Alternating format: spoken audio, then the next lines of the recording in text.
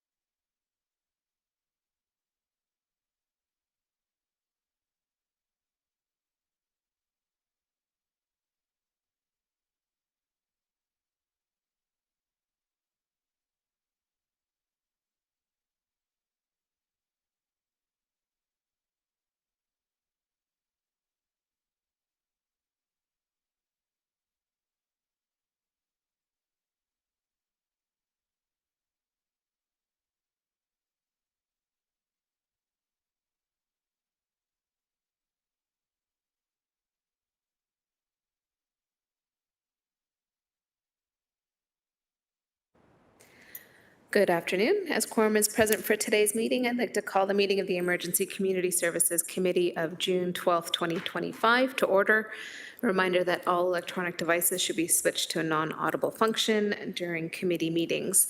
Joining me virtually is Councillor Alex Wilson and Councillor Tom Jackson. Joining me in chambers is Councillor Brad Clark and Vice Chair.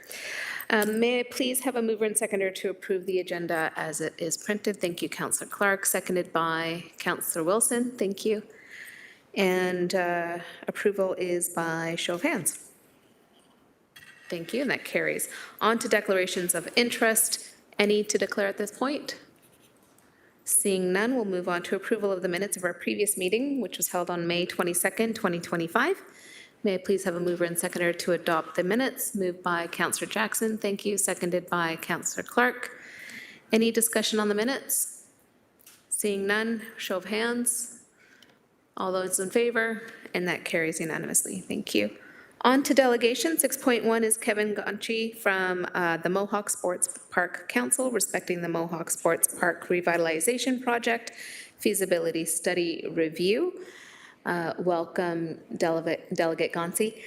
You'll have 5 minutes, and at the 4-minute mark, you'll hear a ding, which will give you the 1-minute warning, and then we'll move to questions for the delegation as well. Welcome to Councillor Maureen Wilson, also joining us in chambers.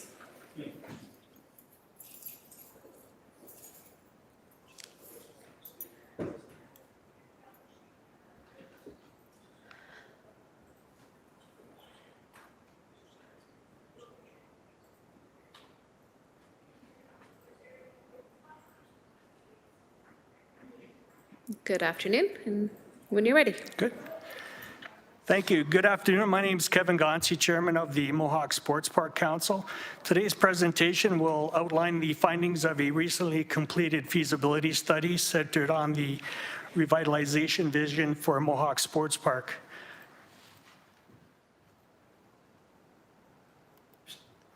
I would like to start by expressing my gratitude to the members of our project steering committee and supporters who have devoted a considerable amount of time and resources to this initiative, some of whom are present in the gallery today.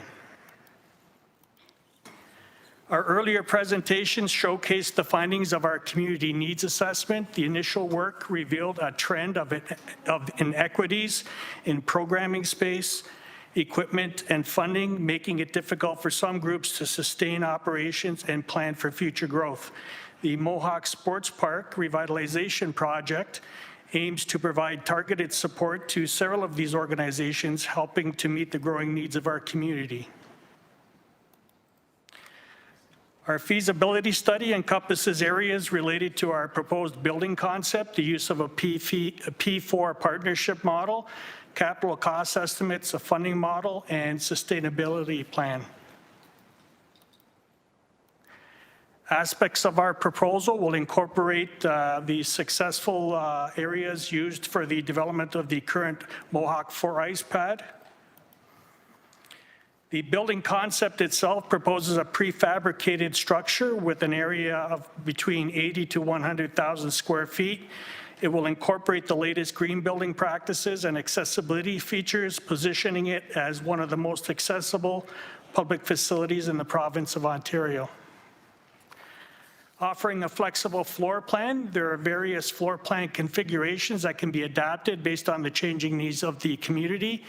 In this illustration, we have a 200-meter track with a turf infield, as illustrated here in the Guelph University model, as well up to accommodating 3 full-size FIBA regulation multi-sport courts, as shown here in the illustration from the Ability Center, or a combination of courts and turf as well. We're proposing a P4 partnership model, offering the design, building, financing, and management of the facility. The partners listed here are committed to finishing the project on time, on budget, and achieving a superior building standard. The estimated capital development cost for the facility is between $30 to $40 million. Thanks to the strong commitment shown by our P4 partners, as well as available funding opportunities through upper levels of government and private sector contributors, We are confident that in our ability to secure the community portion of $10 million, as well as an additional $15 million from the province of Ontario. Speaking of which, in collaboration with the YWCA, we've submitted a joint application to the Community Sport and Recreation Infrastructure Fund, requesting $15 million through the signature new build stream. Projects under this category typically offer substantial community and economic benefits, provide provincial impact, and provides groundbreaking design features that benefit the community.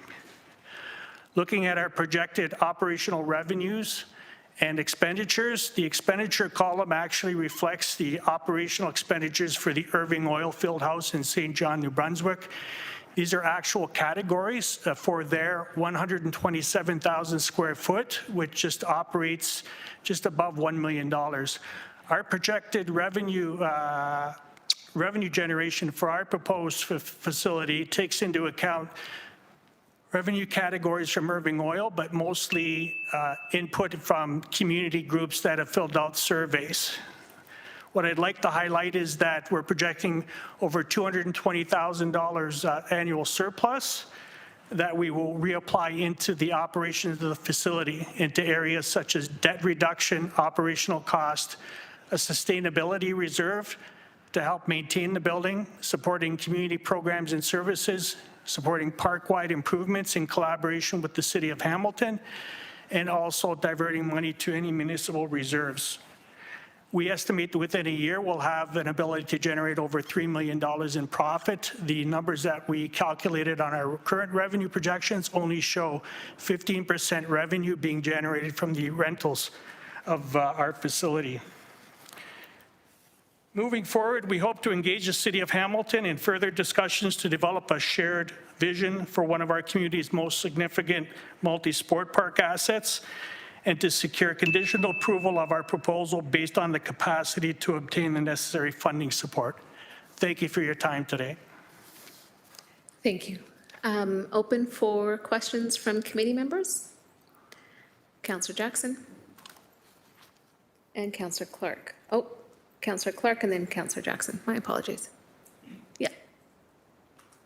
Thank you very much. I appreciate the presentation and all the work that you've done.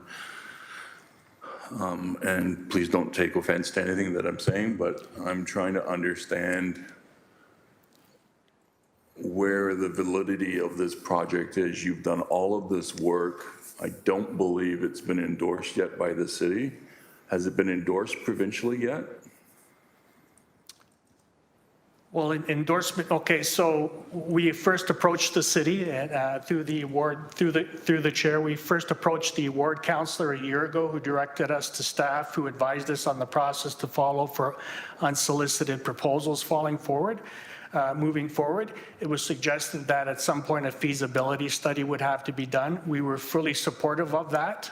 In fact, our last presentation detailed the results of a comprehensive community engagement and consultation or community needs assessment, which was incorporated into the feasibility study. So we followed the process. We've submitted the results of the feasibility study as well as the needs assessment to city staff. It's my understanding that the information is now being reviewed by staff and should be coming back at some point for their input to council or committee.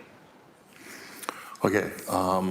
I thank you for all the work you've done. I have many questions for staff, but you've done an immense amount of work on this project.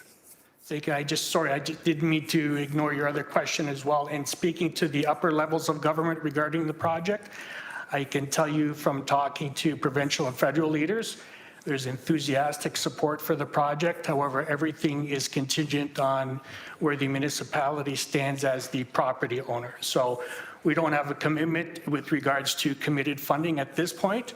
We're waiting to see where the city stands with either endorsing or not supporting the project, at which time we're extremely confident based on the feedback we've received of provincial and federal level support. So thank you. Thank you very much. Thank you. On to Councillor Jackson. Yeah, thanks, Chair Nan, and welcome again, Kevin Gonsi, as the chairman and representative of the Mohawk Sports Park Community Hub Council model.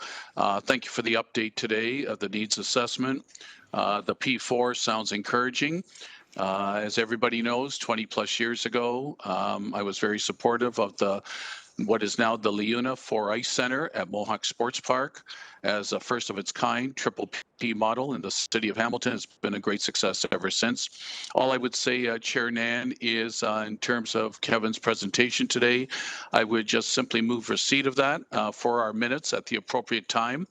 And I would just remind my colleagues that this committee has unanimously forwarded both Kevin's proposal and the Mount Hamilton Youth Soccer Club proposal to staff for a full review, assessment review, pros and cons, and that's working alongside of the overall master review study of Mohawk Sports Park conducted by Director Cynthia Graham. So those are my comments, Chair Nan, and at the appropriate time, I will move with great thanks to Kevin for his update today and receive for the minutes his presentation. Thank you. Thank you, Councillor Jackson. Thank you, Delegate. So we have a mover and a seconder in Councillor Wilson, Maureen Wilson, in receipt of the delegation. Thank you. That will be a vote by show of hands, please. Thank you, that's unanimous, and that carries. On to 6.1A, which are all the correspondences. Thank you, Councillor Clark, you did mention that you had a question for staff after the delegation was received. Please go ahead. Thank you, Chair. My apologies. So I'm trying to understand this process because it doesn't seem to be a competitive process, at least not one that I'm used to. And we now have two groups that are far along in feasibility studies. No endorsement has come from the city. All we have done so far is receive these presentations. So can someone on the front bench indicate to me where we are on this and how we got here?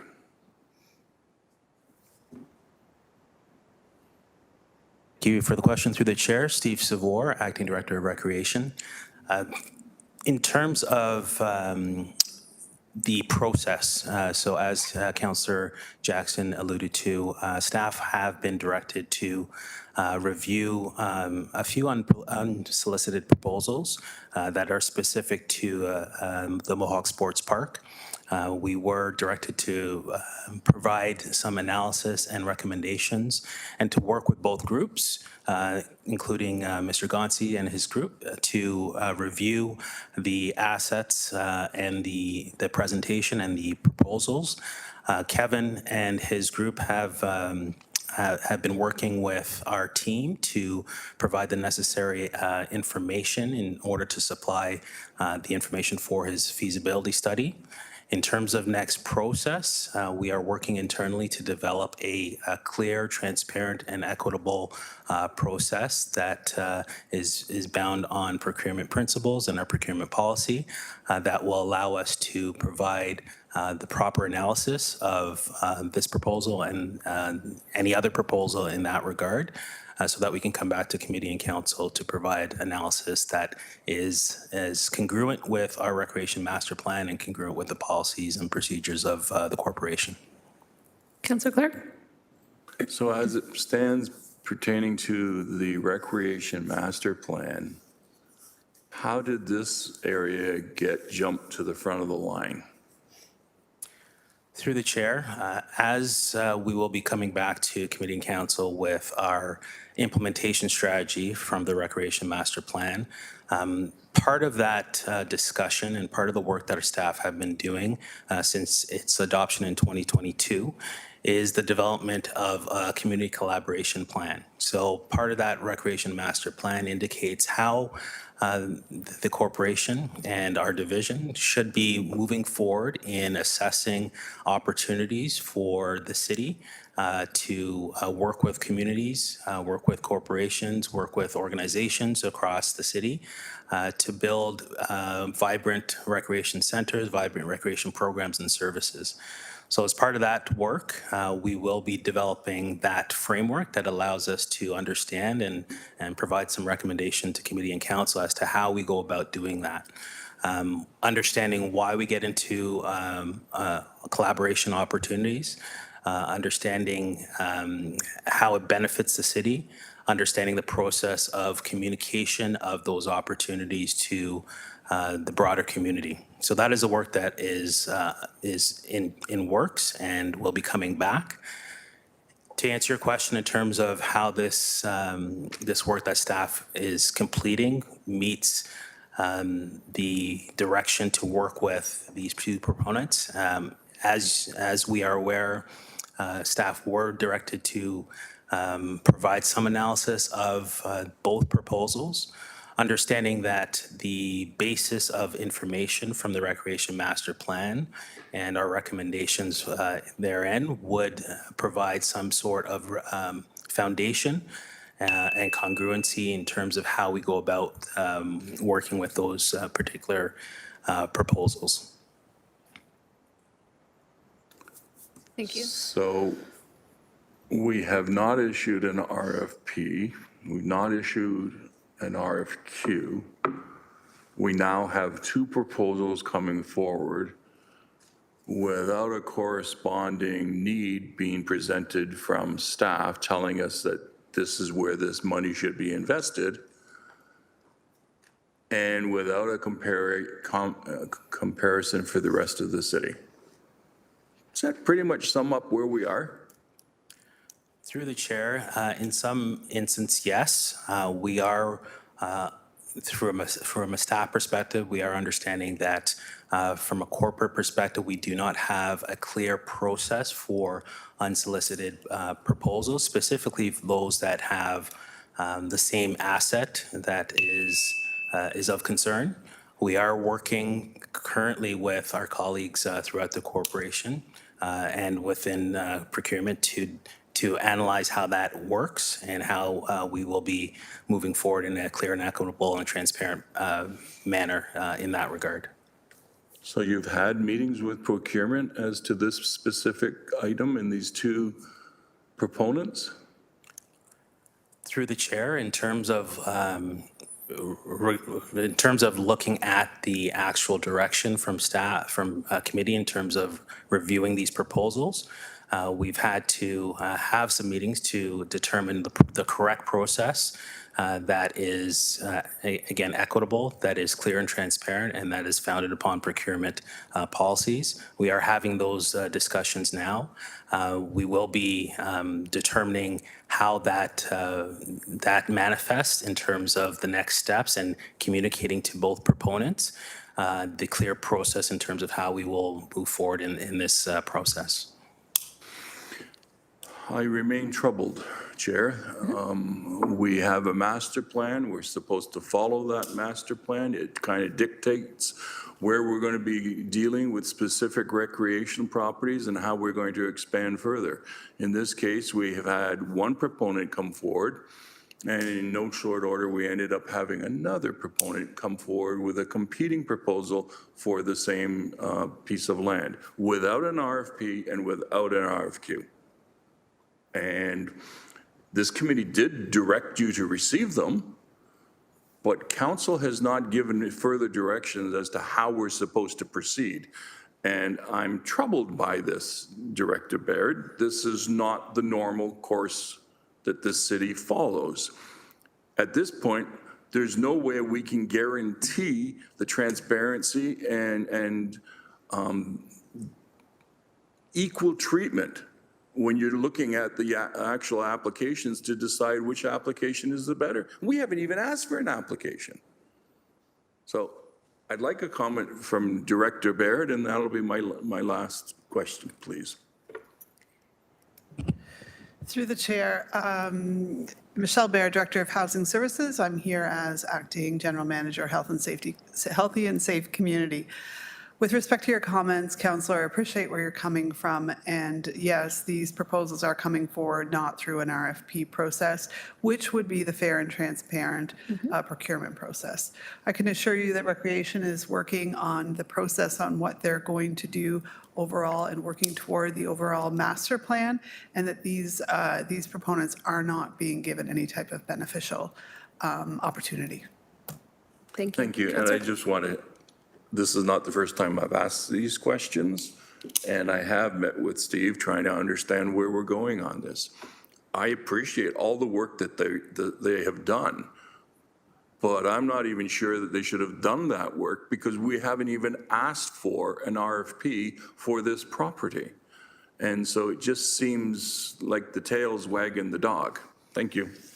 Therein lies a challenge and the necessity for our master plan, as well as all of the corporate policies by which we assess putting out open calls, Councillor Clark, but also more importantly, how we manage as a corporation dealing with unsolicited proposals. It's not the first time that we've been put into an awkward situation as a council from that perspective. Okay, so if there's no further speakers on the no, yes, there is. I apologize. Councillor Maureen Wilson, you're next up. Thank you, Chair. I think you have summarized sort of the challenges as put forward by Councillor Clark very well, and I have articulated my unease previously, and I'll boil it down to something that I think is familiar to most folks with respect to the issue of equity.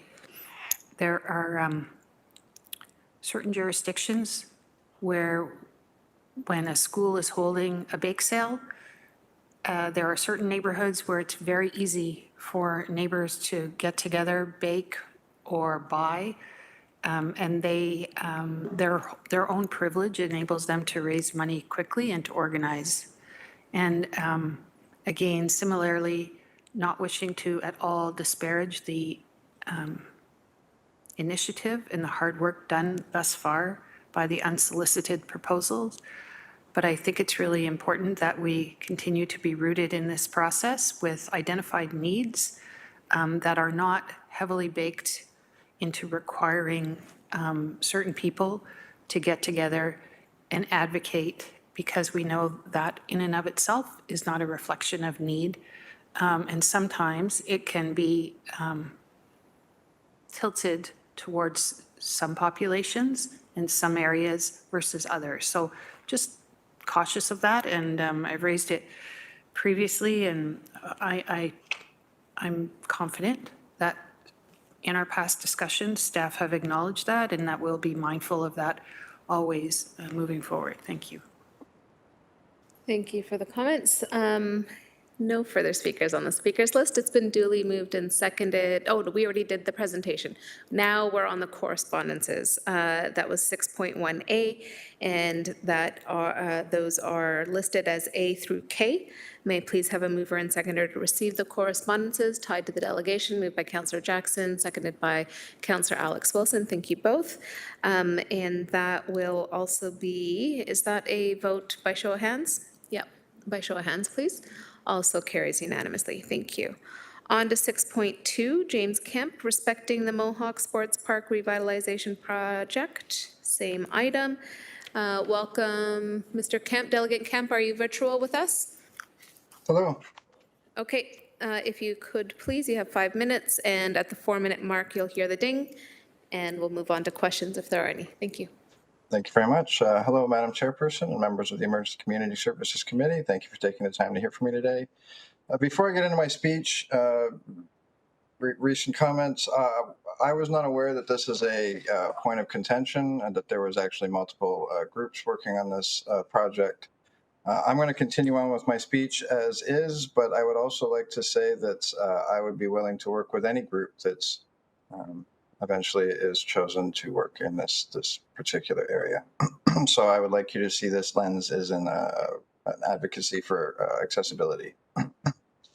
I'm here to voice my support for the efforts of the Mohawk Sports Council to improve the Mohawk Sports Park for everyone, including persons with disability. Making Mohawk Sports Park accessible, both inside and out, is an investment in the future of the community and a big step towards inclusion. I want to take a moment to discuss the survey that they put together for the community about the needs for the future and what they would most like to see. Seniors made up 24% of the respondents, which is in line with current demographics, but persons with disability made up 8% of respondents and 7% reported low income. I mention them both together as there is much overlap between the two. Considering persons with disabilities makes up roughly 30% of the city of Hamilton, and those living in poverty make up 16% of the population, at last count, this is a vast disparity. These numbers are significant because it highlights the fact that many of us do not even consider the possibility of participating in sports or physical activities. This is for many reasons. We are struggling to deal with our conditions and the endless appointments and doctors. Our bodies will no longer let us. It often costs us too much to afford. There is little programming available for our specific needs, and what is available is often well out of our way and difficult to reach. I myself like to participate in hydrotherapy, but there's only one fully heated pool available that can see to my needs, and that is at St. Joseph's Villa on the opposite side of the city for me. This is too far to be of any benefit. The point I'm trying to eventually make is that if we have more options available to us at more locations across the city, we may be able to participate more in physical pursuits. I would also like to speak to the outside grounds of Mohawk Sports Park. It needs to be made fully accessible and winterized so that it can be at least a place to walk safely all year round. I cannot say enough about the winterization of Gage Park. For the past 3 years, we have been able to enjoy the grounds of the Arboretum at all times of the year. Before that, it was inaccessible for 4 or 5 months out of the year as it was full of mud and ice. We can now enjoy the trees and take a moment to walk through nature any time of the year. Every park should be brought up to the standard eventually, and I hope that the rest of Gage Park will be finished one day.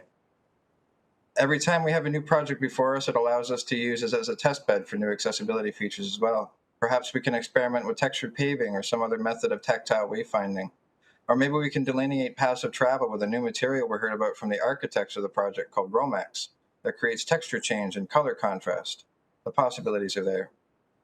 I feel strongly that this project, or any project chosen, can only stand to benefit the citizens of Hamilton, and I'm doing what I can to support it. We would welcome your support as well. Thank you. Thank you, Delegate Kemp. Any questions for a delegate? Seeing none, thanks again for coming in this afternoon and for advocating for excellence as it relates to accessibility. May I please have a mover and seconder to receive the delegation? Moved by Councillor Clark, seconded by Councillor Alex Wilson. All those in favor, show of hands, and that passes unanimously. Thank you.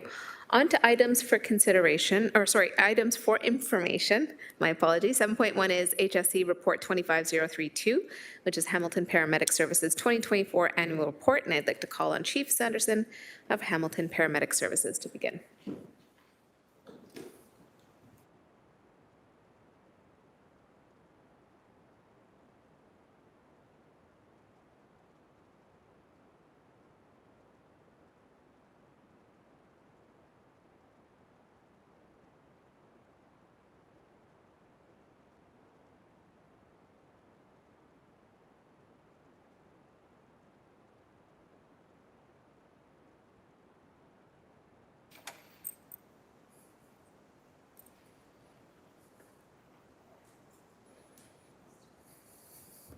Just loading up the slide deck, and then it's over to you, Chief.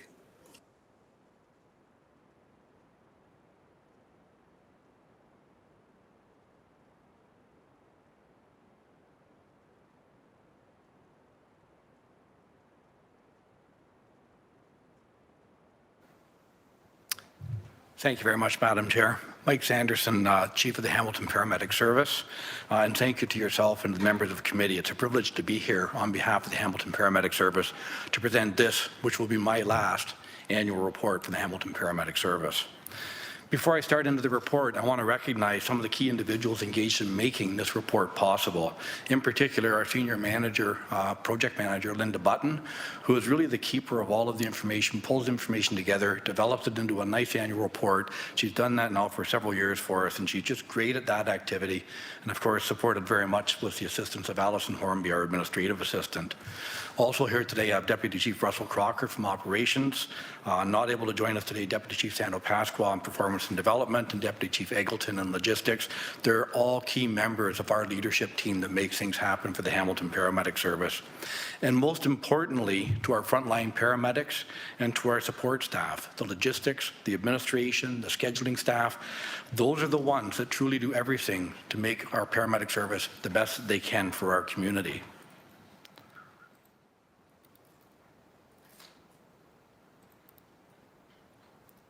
It actually worked. We continue to track and report on the number of 911 events, the actual demand for service that we receive, and the number of responses to those events, as well as the number of patients we transport to the hospital. Last year, our call demand went up again, with 911 events increasing by almost 6%. You may recall that our master plan projections for staffing, our needs to match the demand in the process, were based on an average annual increase of approximately 3.2%. We exceeded that last year. We exceeded it the year before, and we're on track to exceed it again this year. And that means we're now into the area of what I would call the high range, and that will need to be taken into account when our master plan is refreshed for council in 2026. Last year, we experienced significant improvements in our performance. Our offload delays at hospital were down significantly. We recognize the excellent work in the leadership started by the Juravinski Hospital and followed by St. Joseph's Hospital, and now the General Hospital. Almost 20,000 hours of ambulance capacity were returned to availability through ambulance offload delay reduction. That's a huge amount. These hospitals have moved from some of the highest offload delays in the province of Ontario to some of the best performing hospitals in the province. That's resulted, despite the increased demand for our emergency responses, a reduction in Code Zero events down to the level of 2 last year. And both of those were extremely brief. That's the lowest level we've been able to report to this council since 2007 when we started tracking those events. These changes, of course, all lead to improved quality of work life for our paramedics, improved service, and improved levels of activity.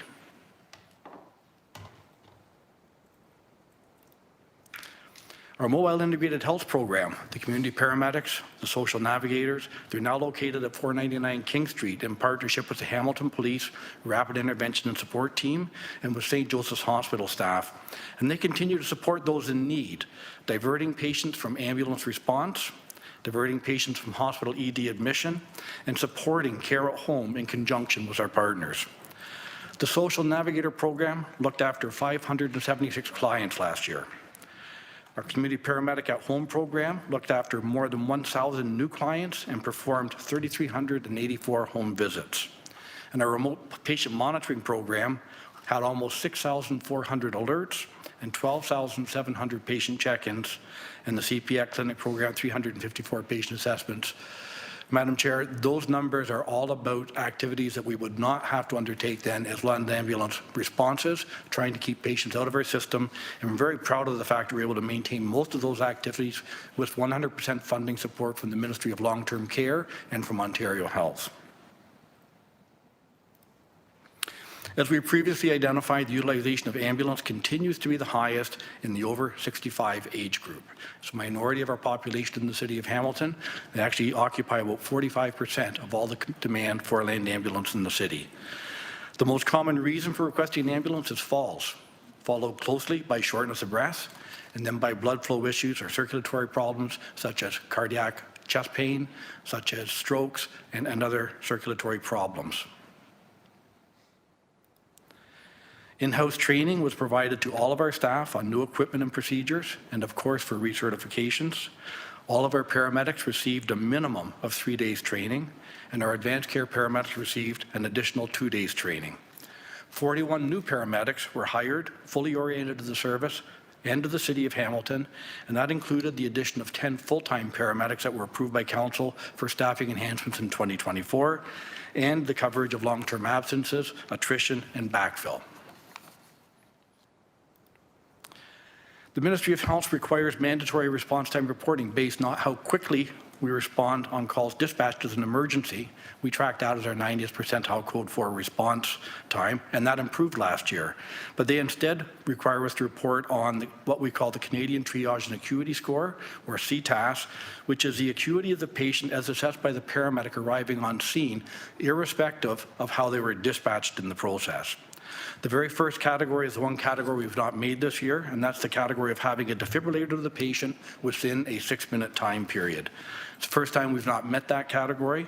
In 2024, that's primarily because the measure includes not just the paramedic defibrillators, but all defibrillators being able to access the patient, including fire department tiered response defibrillators when they're doing a response. So while we believe the actual frequency of having a defibrillator to the patient was higher, we're unable to report on that as the fire department computer-assisted dispatch system was not able to give that information to us for reasons that are beyond the fire service's control. As can be seen in this slide, the key metrics of ambulance collisions, which were primarily mirrors and minor dents, along with complaints and compliments, continue to be tracked and to actioned. All of the complaints about service are assessed using the process outlined in the Just Culture, High Reliability, Patient Care Safety approach, and they're also reported to the Ministry of Health in accordance with the requirements under provincial regulation.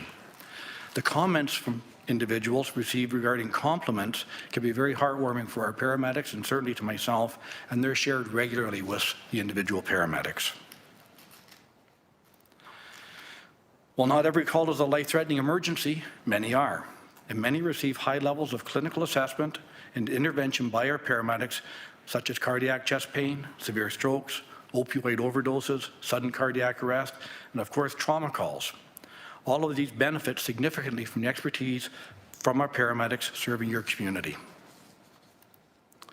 Despite having a busy year with increased call volumes, Hamilton paramedics' desire to support the community led them to volunteer at a number of charities and events in 2024. And those events included the City Kids Toy Drive, the 20th year that we've been able to have that toy drive this year.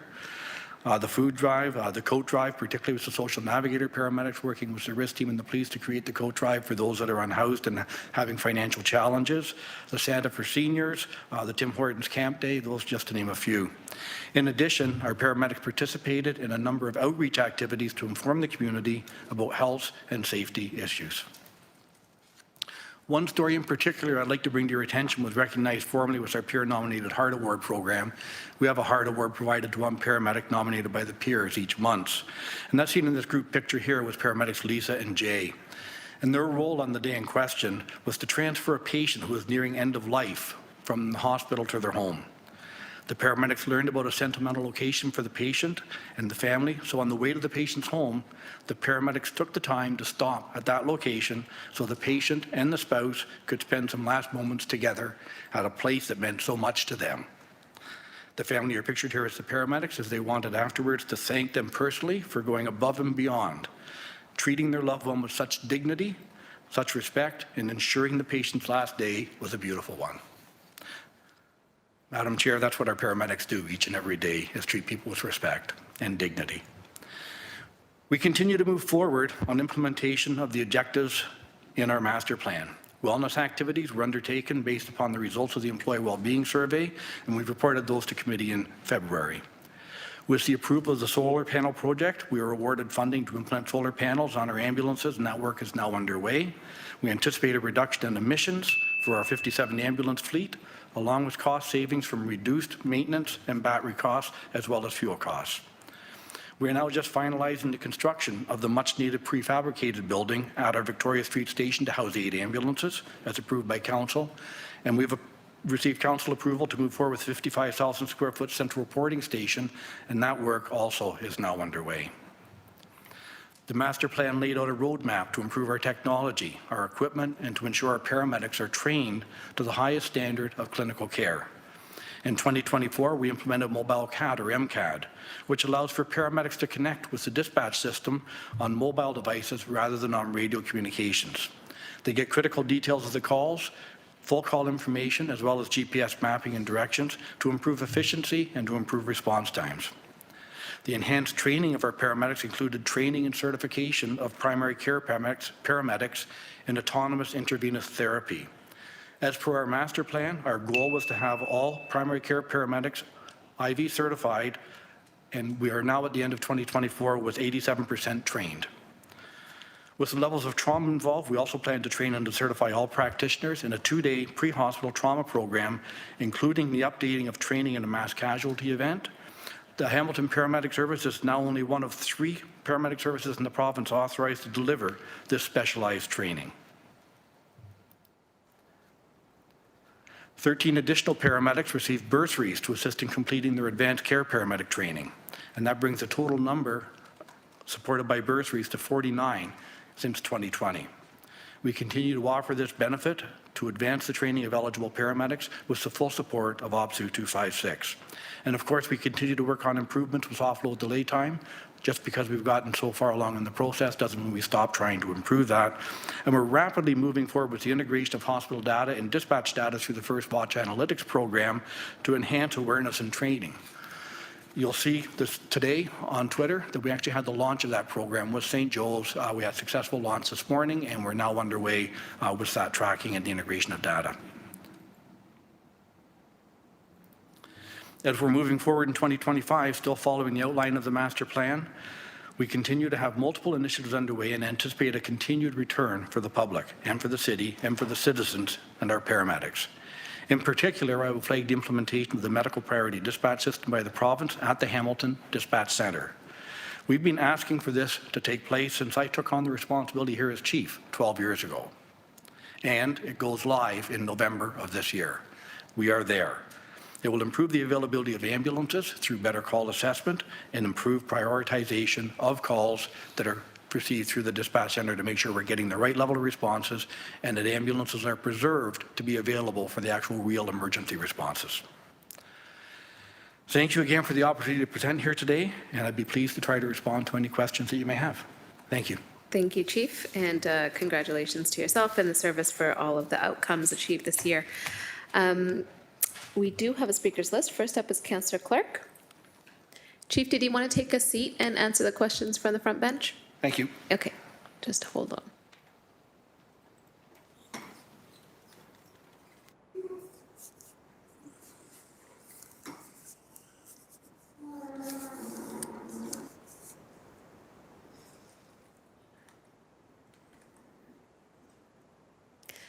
Okay, Councillor Clark, when you're ready.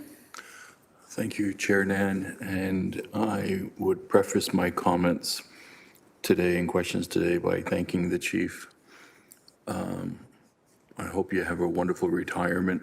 I will miss your candor, your compassion, and most certainly your counsel. So thank you for everything that you've done during your time here at the City of Hamilton. Here.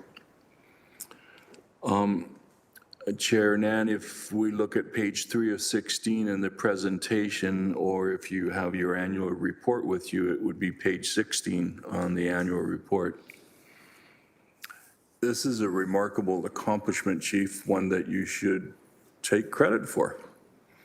So in 2022, and the chief will remember because I called him frequently about code zeros to the point where I was asking you to report quarterly, if not monthly, on code zeros. So it was a real concern, having no ambulance available when people are calling and they need an ambulance.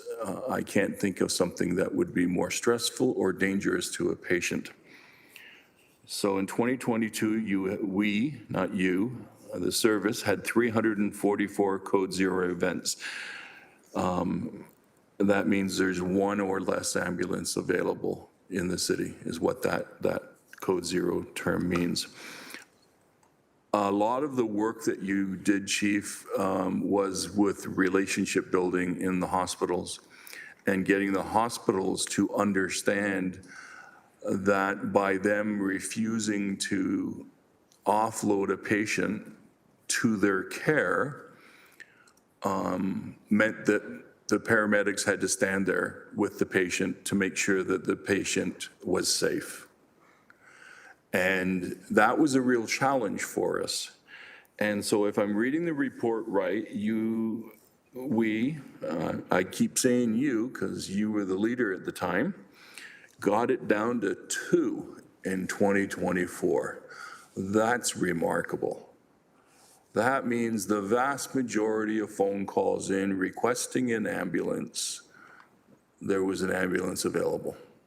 So congratulations on that, and thank you for that monumental achievement. And let's hope we can continue the programs that you've developed with the hospitals to make sure that when you're there, you can drop off a patient and ambulances are getting circulated out more quickly. I also reviewed in your annual report the response times for ambulances, and you're in compliance with the standards, as I understand it, for land ambulances in the province of Ontario. So congratulations. But I do have one question, and it's not specific to this. So if I'm out of order, Chair, feel free to tell me that. It's happened a lot this week. The response times for ambulances to get to the patient was excellent. We had a horrible event in Toronto earlier this month where a person was shot and needed help. A person came to their aid, called 911, and waited 6 minutes and 40 seconds for someone to pick up the phone. So could you explain to us how that system works here in Hamilton? When someone calls 911, where does the call go? Through you, Madam Chair, great question, and certainly the circumstances in Toronto and what we've been hearing in the media are very difficult to understand in the process, and they do deal with a lot of systemic issues, not specifically ambulance-related issues. When a 911 call comes in, it comes to what we call the 911 public safety answering point. You may recall that the 911 Next Generation just launched in the city of Hamilton. Primary responsibility for the 911 center in Hamilton is in fact the Hamilton Police Service, much as it is in Toronto as well, as I understand it. When that call comes into the 911 center, once the call is answered, they ask the questions of whether it's a call for police, fire, or ambulance. If it goes for ambulance, that call is then transferred to the ambulance dispatch, which is located here in Hamilton and operated directly by the Ministry of Health. We don't operate that center. They go through a call-taking algorithm in our dispatch center once they've answered the call, and when they determine that, they assign the call to the most appropriate ambulance. I can tell you what we can track and what I track on a regular basis is the call handling time within our Hamilton Dispatch Center. I don't know the call handling time at the 911 PSAP level, and I would not criticize that here at all in Hamilton. I do know, and we see it on a regular basis, where there's a major incident, shootings and major motor vehicle accidents, the number of calls that come in just through to the ambulance dispatch center on an incident like that are very significant. They tend to overwhelm, and often they just, we've got that call, we've got that call, we've got that call. The challenge is they have to make sure they have that call. So they have to geolocate it. They have to make sure they do at least through some questioning. And of course, there are limited 911 lines that actually go through to the dispatch. There's only a set number of lines. So going from the 911 center, the number of lines coming in, if they're all occupied with people calling in about the same incident, that's problematic. If all the dispatchers or the communications officers are tied up in the call, that's problematic. And at the same time, people not calling in because they think somebody else called is also problematic. So I do think it's a capacity issue. I think it's a systems issue. There's technology involved in it. I'm optimistic that within Hamilton, the work that they've done on the next generation 911 system is going to improve that. Just as I'm optimistic that the MPDS system is going to improve the quality of call assessment by our communications officers here in Hamilton. Chair, I want to thank the chief for his response, and I had not called him. I usually give him a heads up that I'm going to ask him a question about something. But this one came up, and as I was driving in this morning, I didn't have an answer to myself as to how our system was working and whether or not our system was meeting the standards. I knew that we meet the standard for the response of each of the EMS services, whether it's police, fire, or ambulance, but I wasn't sure about the response on the 911 call. And so I appreciate your explanation, and I did not expect that you would know the exact number, but I'm sure I can get that from Chief Bergen. The last thing I would say, the only regret, and it's nothing that you could have done any better, was we never did get our own CAC. We tried and fought with the province and argued that we're ready, and Ottawa's got it, Niagara's got it. Why can't we have our own ambulance dispatch system? All I could get out of the province was that they were concerned about costs, and if we spent more money on that service than they would have spent, then at 50%, they'd be responsible for that 50%. I can tell you that we will continue to push for that from this province. I know Mayor Horvath has been doing that, but you did an incredible job in your time here at the City of Hamilton, so thank you for that. Thank you very much, Councillor. Thank you. Next up, we have Councillor Alex Wilson, please. Thank you. Also, largely kudos through you, Chair. Really appreciate getting this report, having a chance to chat with Chief Sanderson and team in advance about some of the findings. I do maybe want to understand a bit better if this could be linked to the master plan a bit in terms of where we're going next. So I think we've been able to see the impact of investments. If maybe Chief Sanderson could highlight what's coming down the pipe or what's needed to kind of continue this upwards trajectory. I think it's been very, very responsive. I do believe there was a couple portions of the master plan that may have been waited on in the last budget cycle. So just as we're moving forward, maybe a bit of what's needed to keep this trajectory going, seeing that this is very largely a great news story. Through you, Madam Chair. Thank you very much, Councillor, for that. Last year was a challenging year for the City of Hamilton for our budget year and our budget processes. We would normally have requested in the 2025 budget process, as outlined in our master plan, for additional full-time paramedics to make sure that we're keeping track of and moving forward with our ability to respond to call demands. Following evaluation of all the activities, we did not move forward with that request in our budget activities, primarily because we were making significant improvements in our offload delays and response time performance, so those things moved forward in the activities. I can tell you that we will have to be considering that for the 2026 budget year, so I would not want you to be surprised by that request. It is part of our master plan process. We identified we should be bringing on an additional 10 paramedics each year for a 10-year period following the initial upgrade that was done by council in our master plan process. That's a necessary part of moving forward and keeping ourselves current so we don't fall significantly behind as the service was back in 2013, 2014. We have moved forward with station deployment issues and with the actual moving forward on stations. Councillor, our master plan did call for the creation of what we call 5 posting locations.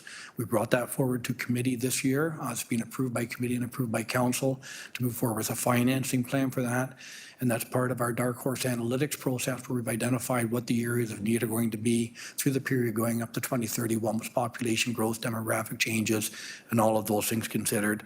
And we are now working with facilities and with finance on creating the financing plan for those posting locations, which are smaller stations, less expensive stations, but they will create a location for the individuals to move. Primary locations do include in Dundas, they include in Winona, they include Rickman's Corners, they include Waterdown, and they also include the Elfrida area. So those are our 5 priority areas to make sure that we have capacity to respond as we come online with our central reporting station, which of course we know council has approved.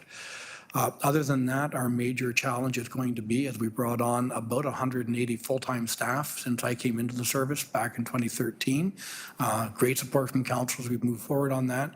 We've not improved our capacity and our infrastructure at the management level. And we're one of the very few services in the province that doesn't link additional frontline paramedic staff to the addition of support staff to help to manage that better in the activities. And we will have to look at that as well. For example, quality improvement, training, education, making sure that we're doing reporting and the things that we need to integrate with in terms of other areas. Those are all things within our master plan. They're identified in the budget process. They're identified in terms of our costing. We will need to continue looking at those moving forward, and I would urge council to do that.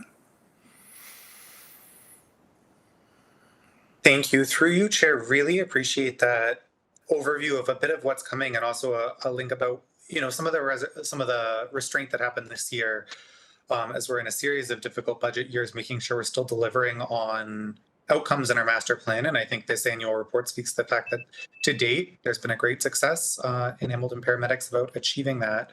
The other piece I just was hoping to follow up on, if I still have a bit of time, was just about how our community is aging and the pressures that happen as a result of that. So I saw in the report, residents of the over 80, for example, in the city of Hamilton, about 5% of the population of the city, but about 1/5 of your call volume, residents 65 plus. This makes sense. This is part of aging.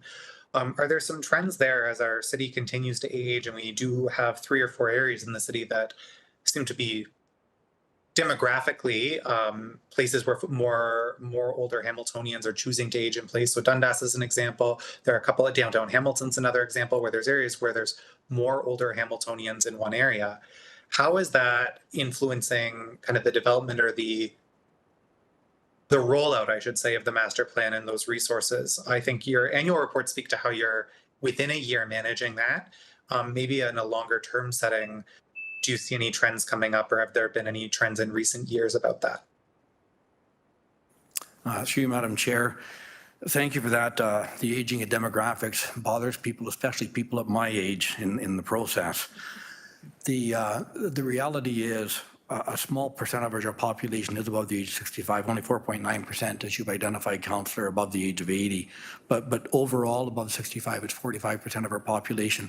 We're not able to get down to the level and the demographics at the individual ward level. We've tried to do that. I can tell you that our response numbers vary by ward, and as I've identified to individual councillors, each individual ward is a little bit different in the process. That's about population density, it's about social demographics, it's about the challenges that people face in the processes and their ability to manage things individually. So there is a difference. My assumption is that there's a bit of a variation in ages. We have a sense just intellectually that some of the areas where senior citizens are moving into Hamilton from other areas as they retire, particularly coming from the Toronto area, they tend to be more elderly. We know that some of the newer subdivisions tend to be younger in the process and they have different challenges. So we've tried to incorporate that into our process. We are looking at it on an ongoing basis, but essentially we're trying to manage based upon the art of deployment as well as the science of what the actual aging demographics are geographically across the city as well. So great question. I'd love to get down into a finer level of granularity in terms of age demographics in individual wards or individual neighborhoods, but we're just not there yet. So that's one of the things on our work plan. Thank you. Councillor? Thank you. Really, really appreciate the thorough responses. I think the annual reports, is particularly this year with the Code Zero news, but I think as last year as well has been a good news story about how we're continuing to move along with stated objectives. Really appreciate the comments about what's coming next in the organization as well. And just in addition to Councillor Clark, and I'm sure the whole committee, just thank you so much for your service, Chief Sanderson. Thank you for that. And there are no further speakers. So before we move for a mover and a seconder to both receive the presentation as well as put the report's already technically on the floor. We'll move it with Councillor Clark and seconded by Councillor Alex Wilson. Also, just want to take the moment to say thank you so much, Chief, for your dedicated service, for exemplifying excellence in public service and year upon year. Thank you so much. Thank you, Madam Chair. Okay, so it's been moved and seconded for committee for a vote, and that will be show of hands. It's an information report and not a decision report. Carries unanimously. Thank you very much. On to 7.2, so transitioning from discussions about our aging population over to Hamilton's plan for age-friendly community, our 2024 Community Progress Report. And I will call on Director Holly Odiarty, I apologize, who will introduce today's speakers as well as our presenters. Thank you, Director. Thank you. Through the chair, Holly O'Duarty, Director of Long-Term Care and Seniors. This is a really exciting presentation that we're going to be hearing, and, you know, bouncing off of Councillor Wilson's discussion about older adults. We have Penelope Petrie, Chair of the Seniors Advisory Committee, Angie Armstrong, Chair of the Age-Friendly Collaborative Committee, and Lisa Machuk, Program Manager of our Senior Strategy. We're going to be hearing an update on our 2024 progress report for Hamilton Age-Friendly Plan, as well as some of our 2025 achievements to date. And most recently, Lisa Machuk led an amazing June event kickoff on June the 4th that was held at Carmen's, and I'm sure we're going to hear a little bit of elaboration on that spectacular day. Thank you. Thank you for that overview. Over to our presenters.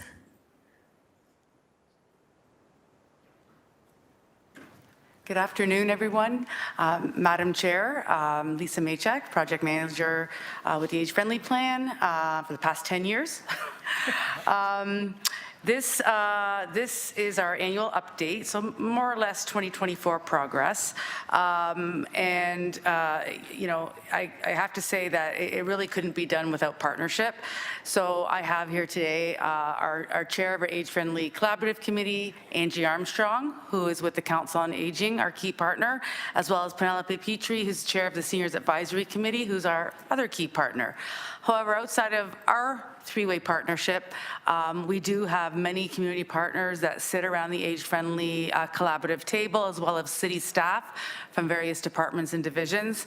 So I really have to say that, you know, the age-friendly plan is a community plan. It's not just the responsibility of the three partners to make sure we're moving their recommendations forward. It's the responsibility of the community when it comes to community groups, individuals, businesses. So a part of what we're presenting today is our age-friendly survey, which will highlight over 100 age-friendly success stories that are taking place in the community as well as within the city. So I'll just begin.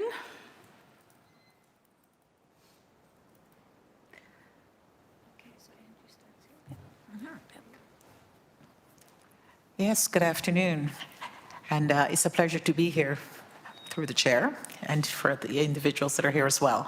So basically, for this year, the seniors, as you would know, we are a growing population. We are the fastest growing age group in not just Hamilton, but throughout globally. And for the first time in Canadian history, there are now seniors age 65 that are higher, the rate is higher than children that are age 14 and under. So the senior population in Ontario is expected to double by 2041. And there are approximately right now 183,000 plus adults age 55 living in the Hamilton area, which represents approximately 32% of our population.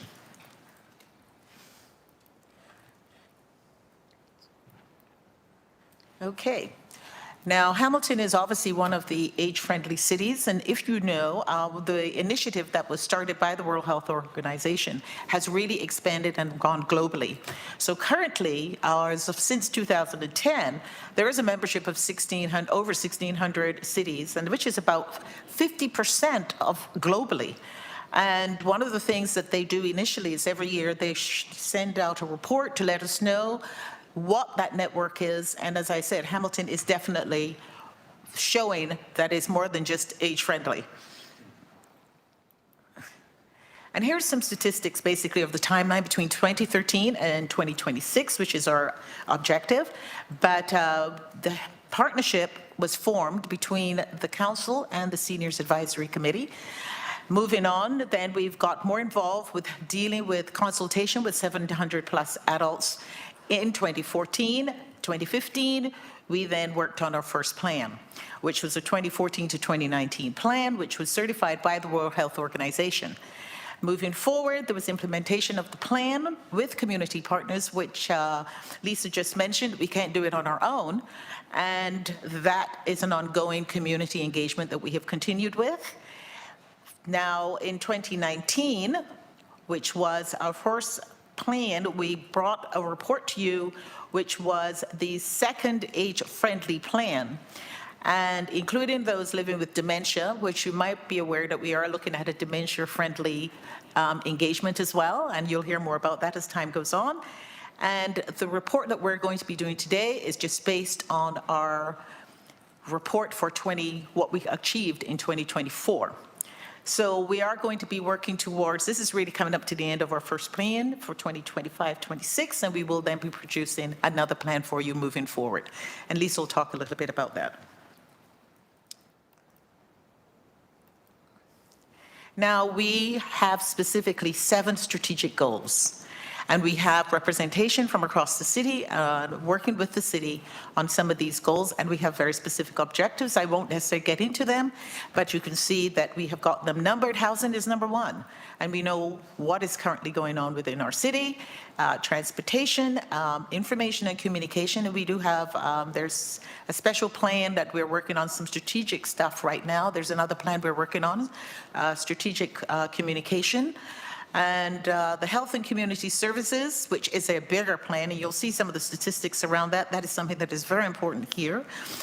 Social participation, actually the health and social participation, those two are very well linked.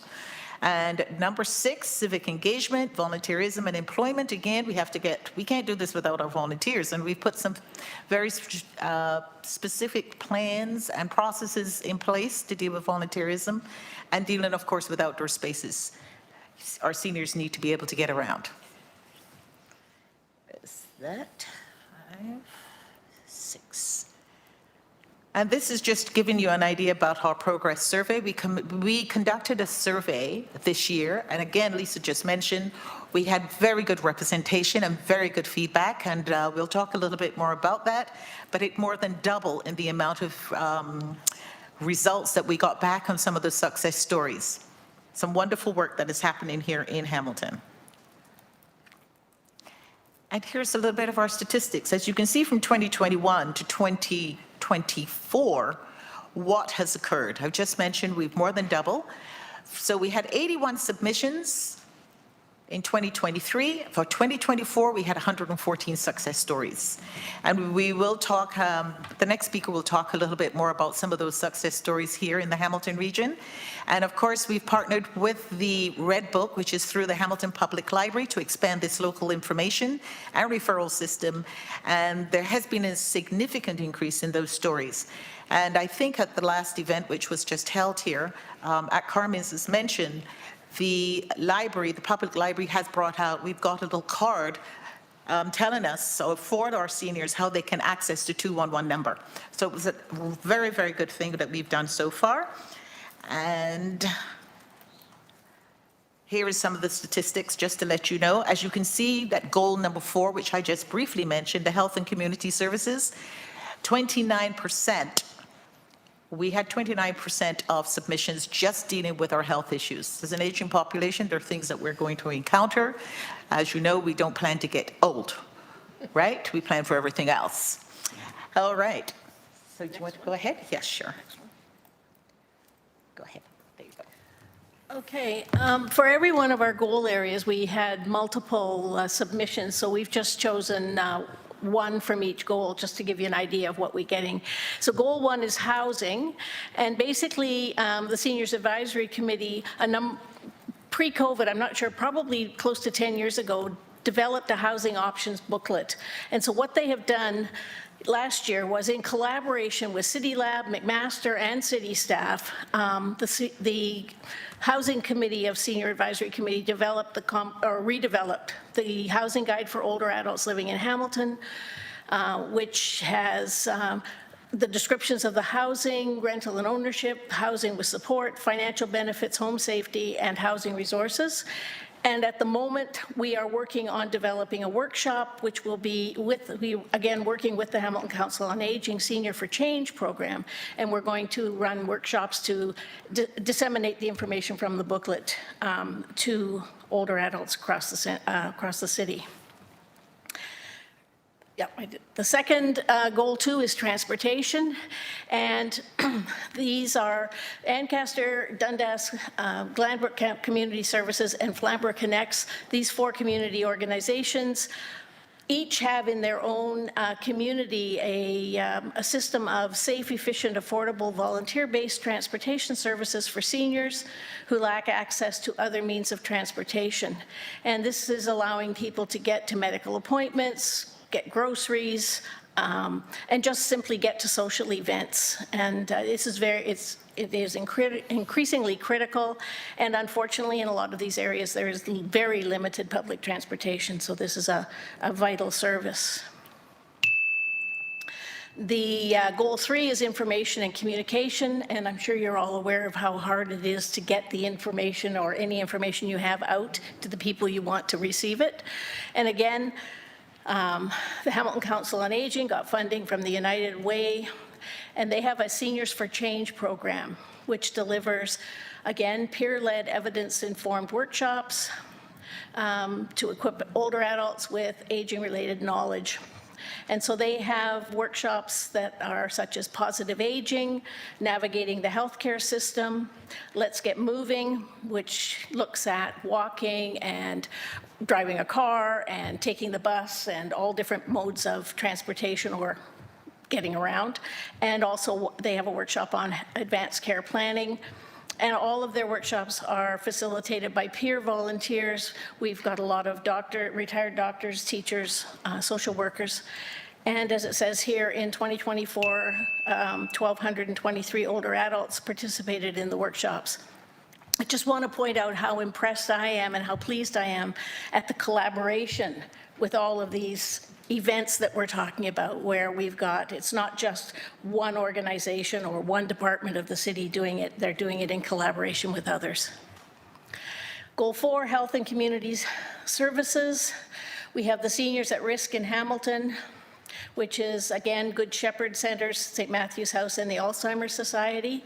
And again, it's a collaborative, giving coordinated interventions for seniors facing serious challenges, such as elder abuse, mental and physical health concerns, food insecurity, precarious housing, social isolation, caregiver stress, and dementia. And they have a centralized point of referral and intake to ensure that the appropriate connections are made. And during 24-25 fiscal year, the program exceeded its service goals and assisted about 600 older adults in Hamilton. Social participation, which is goal 6. Again, the Canadian Red Cross and the Greater Hamilton Health Network, again in partnership, have co-designed a system-wide service delivery model to increase health equity, informed care and services. So they have financially assisted social prescribing as an approach to bring social prescribing to community organizations in Hamilton wards 2, 3, and 4. I don't know how familiar you are with social prescribing, but it's an approach where patients go to their doctor, and instead of being given a prescription, they are referred to community supports, things like rec centers, recreation, arts-based programming, and things like that in trying to reduce social isolation. Goal 6, which is civic engagement, employment, and volunteering. The Age Friendly Hamilton Collaborative Committee, and again through engagement methods with older adults and stakeholders, we have an age-friendly equity, diversity, inclusion strategy has been developed, and it identified 14 priority areas for the Age Friendly Collaborative Committee, and we actually have 11 indicators of success for creating an equitable, diverse, and inclusive community for older adults. I think that having indicators for success is important so that we can actually judge whether we are meeting our goals.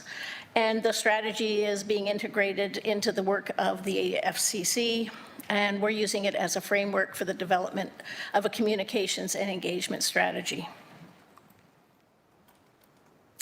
And finally, outdoor spaces. This is capability support services, and the what's it called? The 107 Apple Blossom Drive Congregate Living Site has been transformed with a backyard rubberized surface project. So this is definitely not city-run, and this is something that we are trying to encourage members of the community to do. So they basically, they actually put a rubberized surface on their backyard area. They built raised planters, put in outdoor seating and a ramp to make it a safe, accessible space for older residents in that community. I think that's One thing I just want to point out is a part of the Age-Friendly Collaborative Committee's job, or the AFCC as we call it, is community engagement. Getting that word out there, creating awareness about the plan so that whether it's individuals, community groups, organizations, businesses, use it as a guide to implement programs or services that are meeting the needs of older adults in Hamilton. So that's a big part of what we do. I know we don't have a lot of time. I'm going to run through this really quick. But our 2025 priorities, one thing we established through our Seniors at Risk Community Collaborative is, which was really needed, was an elder abuse prevention network in Hamilton. It once was. We brought it back, and it's being led by the Good Shepherd. They are the backbone, and they are working or getting support from Elder Abuse Prevention Ontario. Penelope had mentioned the housing workshops that are coming this year for older adults. Based on our EDI strategy, we're going to be starting some training. The Hamilton Council on Aging will be taking the leadership on that. Training for service providers in the community. Angie mentioned the information postcard for seniors. So it's basically a postcard with key numbers like 211, which is provincial information system, 911, which we already know what that is, 811, which is more around healthcare. So it's really a one-stop shop for seniors. 30th Annual Seniors Awards is this year. It's hard to believe it's been 30 years, but that'll be in October. And Holly had mentioned the Seniors Kickoff event, which is a wellness fair for older adults. We hosted that on June 4th, originally at Michelangelo's, but we had to pivot very quickly because they closed. So we hosted it at Carmen's. We had over 500 registered. We probably have over 600 that attended from various cultures, very diverse, more so than I've ever seen, which was great. The word got out there. We had 80 exhibitors from the public, not-for-profit, and private sectors. And then we had a number of presentations throughout the day, including Hamilton Police Services on the most recent frauds and scams targeting seniors. So that was good information to get out there. Great feedback. We received great feedback, so we'll do that again next year. Angie mentioned the strategic communication strategies that we're working on. So, this is something we feel is really, really key, especially for next year when we embark on our broad consultation, public consultation. That will then inform our third age-friendly plan. Our second plan that we're continuing to implement now ends next year, so we're starting to think of the future. And, we definitely need to hear the current priorities and needs of older adults. So that'll inform our 2027 to 2032 plan. And that is pretty well it. So thank you very much. Through the chair. Thank you so much. Thank you so much, Project Manager Maychuk, Chair Petrie, and Chair Armstrong. If I could please get a mover and seconder to put both the receipt of the presentation and the report on the floor, and then we'll open it up to questions. It's moved by Councillor Maureen Wilson, second by Councillor Clark. And you referenced 2024 and the population in Ontario of seniors doubling. I will squarely be inside that population and really paying attention to these reports in a different light. Over to you, Councillor Maureen Wilson. We'll not go there. Thank you very much for all of your work. Respectfully, I think because this work is so important, what I'm not understanding is the engagement with older Hamiltonians and identifying their needs and circumstances.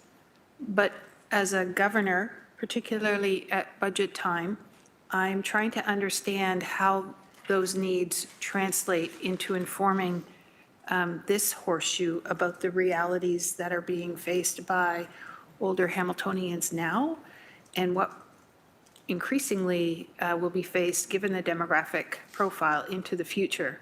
So that old adage of the best time to plant trees was yesterday but start whenever you can.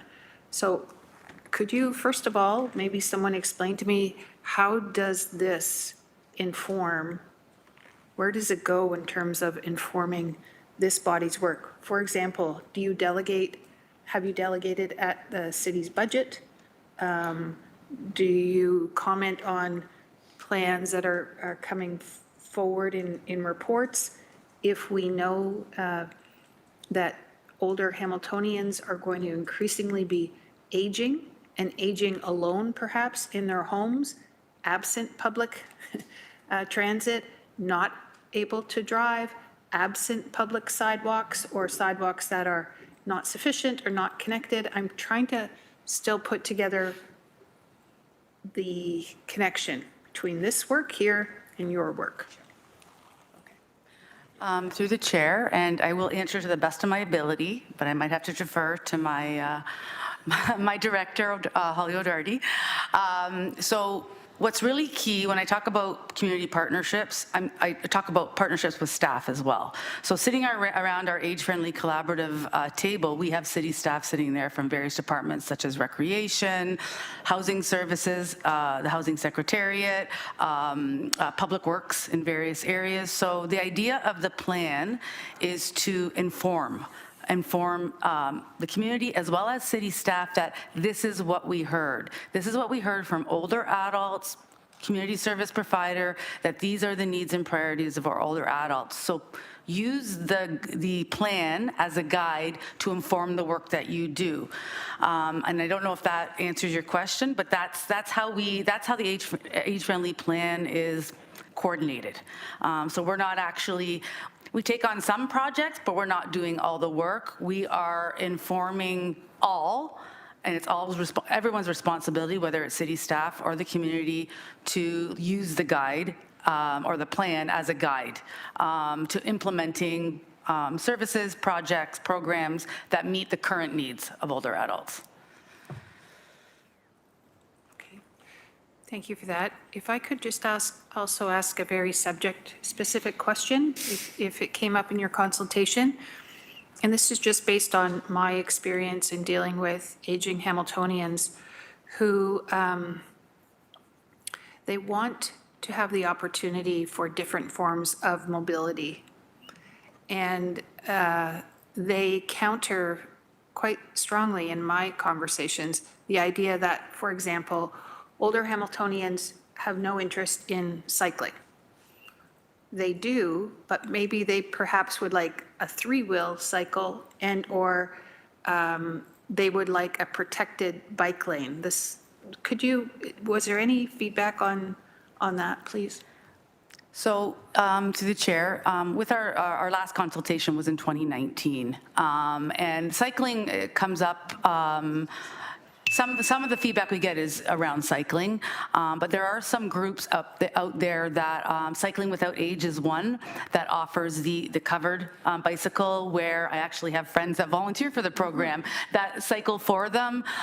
So there are other options out there that are provided, maybe not necessarily by the city, but other community groups. So I think the goal is to offer a variety of options, because older adults range from 55 plus and all have varying, wants, needs, or abilities. So. Yeah, no, thank you for that. For me, they always put it in the context of wishing to secure and practice as much independence as they can, as much social exchange, even if it just means their ability to walk or cycle to the pharmacist. That familiarity, that touch is so important to their health and well-being, but often they don't have the choice in which to do that. So it adds to their isolation and their lack of maybe good health. Thank you. Thank you, Councillor Wilson. Next up, we have Councillor Clark. Thank you, Chair. I think the program is excellent. I think you guys do an amazing amount of work over a period of time. I understand that the aging population, as the Chair has mentioned, she's going to slip into it soon. I've already slipped, pretty much fallen into it. How do you do your consultation? Because we have so many seniors in this city now, and it's growing. How do we consult with them? Through the chair, so we haven't yet put our strategy together for 2026. However, in 2019, it was much more broad than what we did in 2014. In 2014, I think there was approximately 700 consulted with, and in 2019, 4,000. So multiple methods of consultation, of course. Surveys online, but of course we know a lot of older adults either don't have access to technology or don't know how to use technology. So disseminated printed versions of surveys. We had a large event. I think we had over 300 older adults attend. But I think the biggest way to reach especially diverse communities is focus groups, going to where they normally meet and making those connections with leaders of various groups throughout the community to help facilitate those workshops, especially if there's language barriers. So that's something I think we did much better job at in 2019 than we did in 2014. Moving forward, we know that Hamilton has grown. The number of seniors and diverse seniors has also grown. So we recognize that we need to broaden our engagement, and our communications and engagement strategy is going to help inform us to do that work, as well as our EDI framework that we developed. So I hope that answers the question, maybe not fully, but yes, we recognize the need to broaden our engagement in 2026. And I would hope that the city will work with you in terms of trying to help you with the plans and the funding to do that type of a broad consultation, because I do think it's necessary. I remain concerned, as you folks do, with regards to elder abuse. In my ward, I have had too many phone calls from families, seniors who their grandchildren, their sons and daughters have abused them and tricked them into giving them their money and leave them destitute. And I know the police spend a great deal of money tracking it down, but sometimes it's really challenging. And the best way to deal with elder abuse is to educate seniors about it, so that they think twice when someone's asking them for emergency money to get them out of jail and things like that, because it happens every single day. And then what I've experienced in my ward, they felt comfortable coming to me because I was doing these town halls, and they pulled me aside to speak to me about it. And it has happened far too many times. So it's important that we get the word out, so that there's someone that they can talk to. Even if it's not the police, at least there's someone they can talk to in order to get information and then know how to deal with it. So I think the work that you guys are doing is grand. I think you're doing amazing work, and I thank you for it. Thank you. There's no further speakers. So it's been moved and seconded. Thank you again for your presentation. Thanks for your Thank you time. again for all your work. In 10 years, there you go, project manager. That is before committee for show of hand vote, please. And that carries. Thank you all. On to notices of motion. Committee members, are there any? Seeing none, then we are moving to adjournment and no longer needing a vote. Consider this meeting adjourned. Thank you. Thank you, everyone, for your preparation for today's meeting.